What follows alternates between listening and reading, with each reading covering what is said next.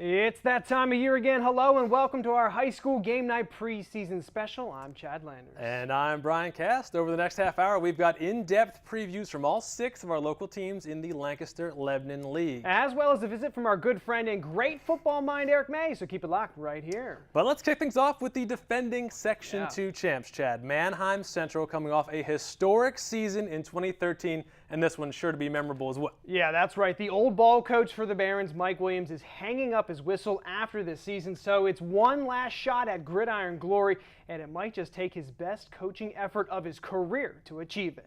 No rebuilding in Manheim, so it's always reloading. We're targets for everybody. Everybody wants to beat Manheim Central. Let's face it, it's not a secret. And the Barons survived everyone's best efforts last year, going 10-0 in the regular season before falling to Bishop McDevitt in the District 3 finals. But this year will be much tougher for Manheim Central to repeat, as they must fill some major holes left from graduation and compete in what is sure to be a gauntlet of a section. Well, I think you got five teams that could be pretty good. I include LS in that mix, and of course Cocalico. It's going to be tough. We have Catholic came down, Garden Spot came up, LS has some good players back, quarterbacks back.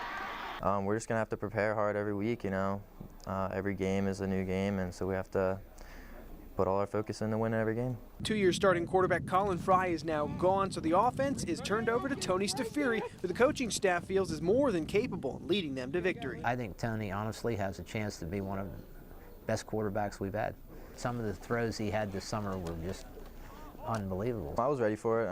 I worked hard all summer, ready to take up that role and lead my team to some good wins. I feel great with Tony. He's stepped up. He's shown that he's a leader. He can make great reads, and he throws the ball really well, and if he needs to, he can step up and break down and run. As much as the offense runs through the quarterback in Manheim, last year it was the two-headed rushing attack of Mark Royer and Ian Hanselman that drove the Barons up and down the field at will. Their 3,400 yards of rushing and 45 touchdowns will be hard to replace, but Central is trusting in Donegal transfer Tyler Martin and bruising fullback Justin Moreno to carry the load. And carry it they must, because this is the last go-round for legendary head coach Mike Williams. He's calling it a career after his 34th season in Manheim, and the players want to send him out on a positive note. Knowing that he won't be back, but it's definitely more motivation for us to push through all the hardships during camp and practice late in the games.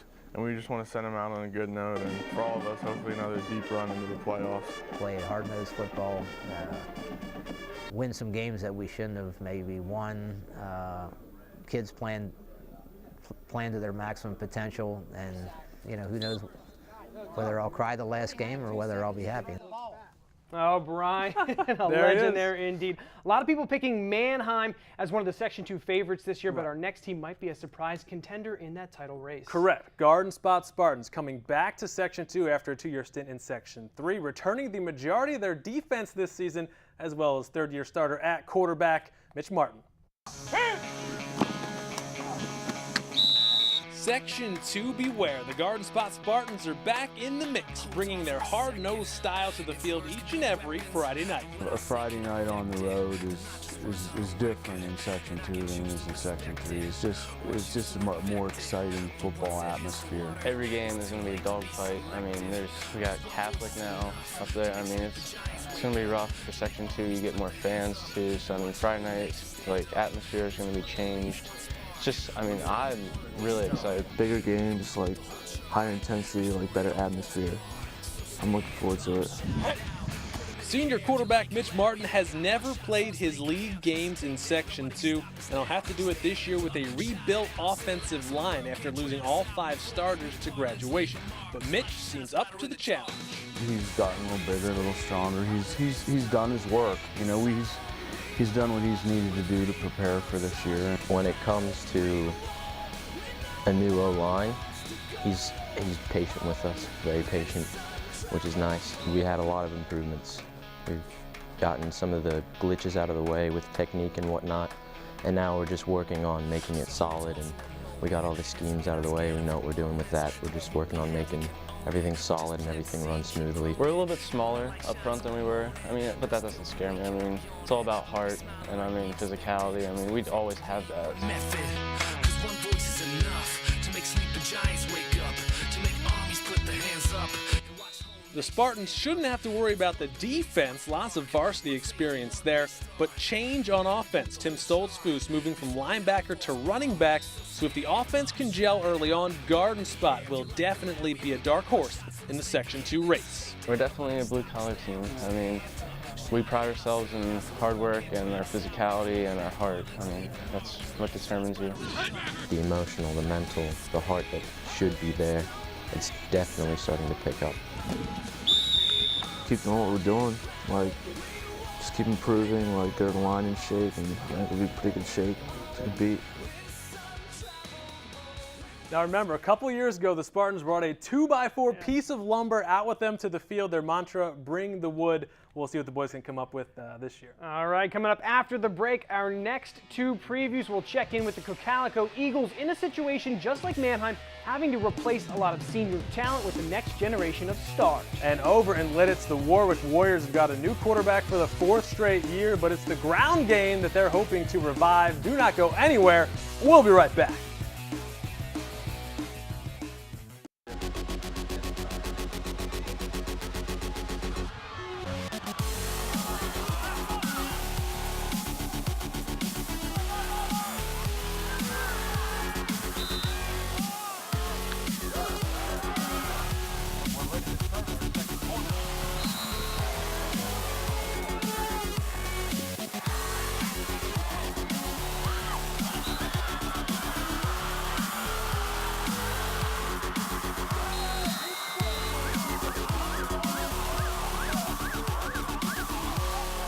Welcome back. That was some of Mitch Martin's highlights from a year ago, and we will stay in Section 2, where over the past several years, Cocalico has proven they deserve to be in that conversation of title contenders. Yeah, the Eagles just missing out on a chance to repeat as champs last year, but now we're confronted by a whole new set of challenges. We lost 22 seniors, and they were not just 22 in number. There were some quality kids, some 3-year starters, some 4-year starters. There are some big shoes to fill in Eagle country. Gone is the dynamic duo of Jet Janis and Spencer Moser. The quarterback-tailback tandem scored a combined 44 touchdowns last year for Cocalico, leading the Eagles into the playoffs with an 11-2 record. Janis, two-step drop, fires, caught him.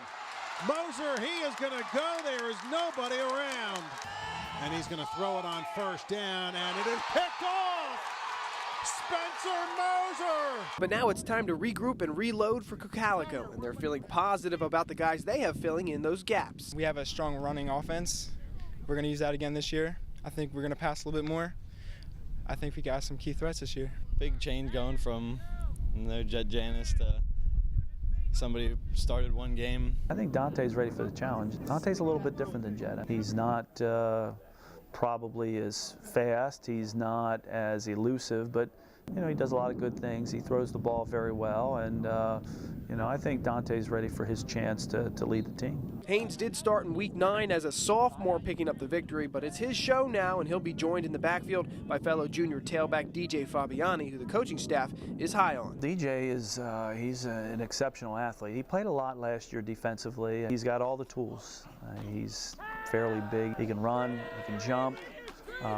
He's got good hips. So the speed guys seem to be in place for Coach Gingrich and his high-powered offense, which is good news because with the sections realigned this year, every game on the schedule is going to be an absolute battle. I think Section 2 has always been very, very competitive, and I think adding the 2 teams that we added this year just ups the ante a little bit. With Catholic coming down from Section 1 and Garden Spot coming from Section 3, it's going to be real tough this year, but I think we're going to stay on the top. So you add that to the mix, I think that makes Section 2 the toughest section in the league. In for the And good luck to the Eagles this year, but let's move on to Section 1 and the Warwick Warriors. And are we sensing a theme yet? They've got a new quarterback as well. Yeah, 4 quarterbacks in 4 years for Warwick. Looks like Colin Gibble will take over as signal caller in 2014, but it is the running attack that's been the team's focus so far after that pass-heavy approach of 2013 didn't quite work out.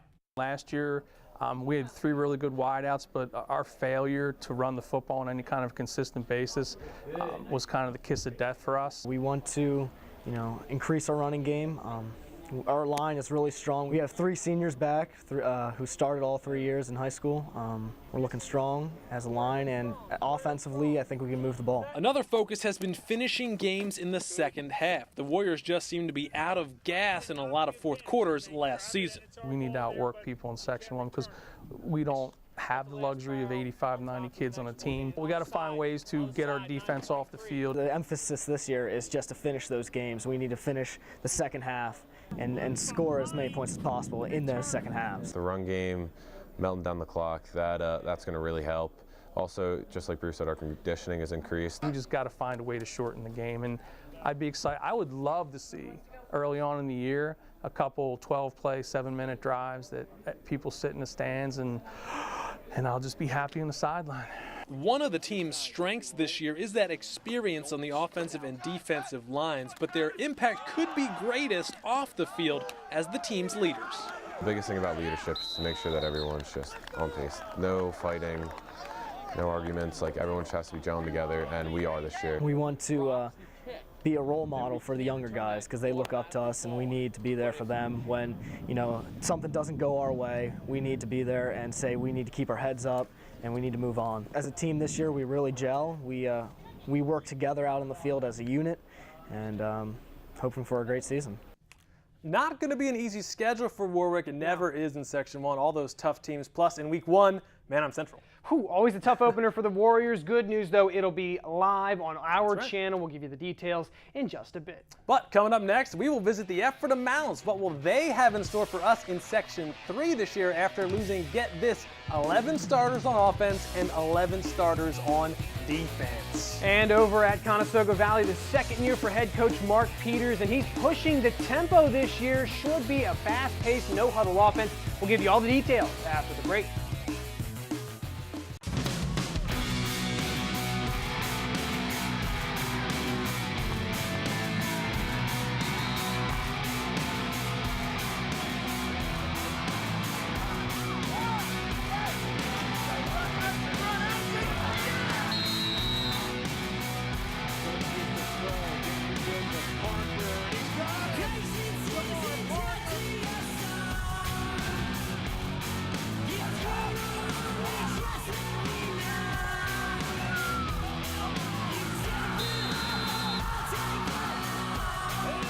Welcome back to our HSGN preseason special. That was Grant Stoltzfus, Conestoga Valley quarterback, and they are our next team, moving to Section 1 and bringing a lot of ambitious ideas with them, Chad. Oh, it will be a new high-flying, fast-paced offense for the Buckskins, and they're so excited for the start of the season, we figured we'd let them tell you all about this year's squad.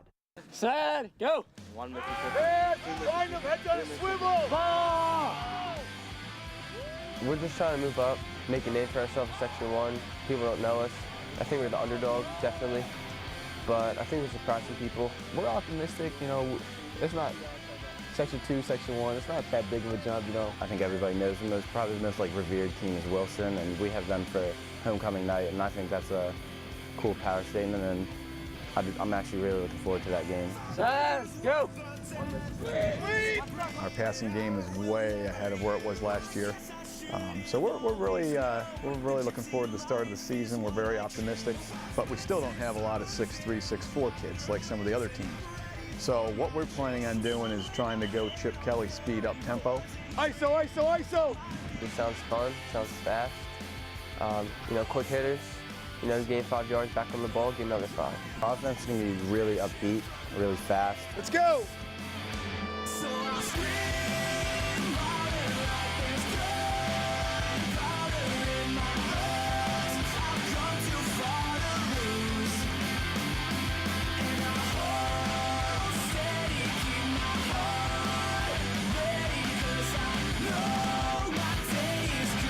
One game we might be throwing it all over the field. The next one we might be running jet sweeps and inside zones the whole game. He sees that we're undersized than all the other teams, but we have a lot of speed, so he's using that to our advantage, you know.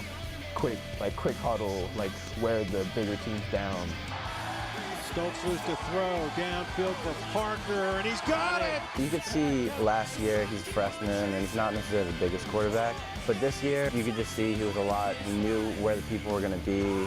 He understood like the patterns. He has more confidence in our line this year, and you can tell he's really improving and getting smarter. He's great. You know, he's always going to quarterback camps, always getting better. You know, last year he was great. Like freshman, we couldn't ask any more from him. I think we'll have an exciting offense if it goes according to plan. We just can't wait to get started. And we can't wait to see the new CV offense in action. But let's talk about another team moving down to Section 3. That would be the Ephrata Mounts. Right. Originally, it was supposed to be Cocalico moving down, but Ephrata worked out a deal to take their place, trusting that the Mounts program can regroup, rebuild, and then eventually return to Section 2. For the next 2 seasons, Ephrata will be playing football in the LL Section 3 against teams like Pequea Valley, Anvil Cleona, and Northern Lebanon, teams that have similar roster sizes to Ephrata, which should make for some competitive games. We're facing teams more on our skill level, size. We were going up against Central on Friday nights. They got a 60-man roster. Towards the end of the season, we were pushing maybe 25, 28 kids. We were just tired in the fourth quarter, but now we know that we actually could be in some of these games and we have a chance of actually winning, so it's exciting. We can compete more. It's not going to be blowout games every other week. It's going to be, we can play as a team. We're not going to get down on each other. We're going to have confidence going into the Friday night. Yes, it's going to be a tough season as a young group, but in the following years, the more kids we come out, the more wins we gain. That's just going to raise the morale of the team. We're going to turn this thing around. Yeah. And I think we're doing the right things, and hopefully it'll all work out. Another big plus for the Mounts this year, the War Memorial Field Turf Project, which when finally completed will be a fantastic upgrade. I still can't imagine what those kids are going to feel like running onto the field that first Friday night. It's going to be amazing. I personally run faster on turf. 90% of the kids run faster on turf, and 90% of the kids enjoy the turf more than grass. It's not going to be like weather's going to be a factor. Like the ball is going to get wet, but it's not going to be a mud fest. We're going to be able to actually still play football when it's wet outside. Practices and games won't be rained out anymore. Not really looking forward to that, but it's a big step up. Ephrata's offense also being revamped this season. Scott Shelley's son Adrian calling the shots now for what should be a fast-paced offense. Yeah, on turf as well, so should be lots of speed. Hopefully they'll light up that scoreboard over there at the War. I want to see lots of points scored by the Mounts this year, but after the break, as promised, we have Eric May ready and waiting to join us with some analysis about all the section shuffling going on this season in the LL League. All that and more coming up next. High School Game Night brought to you by JD's Pazzo Pizza in Ephrata.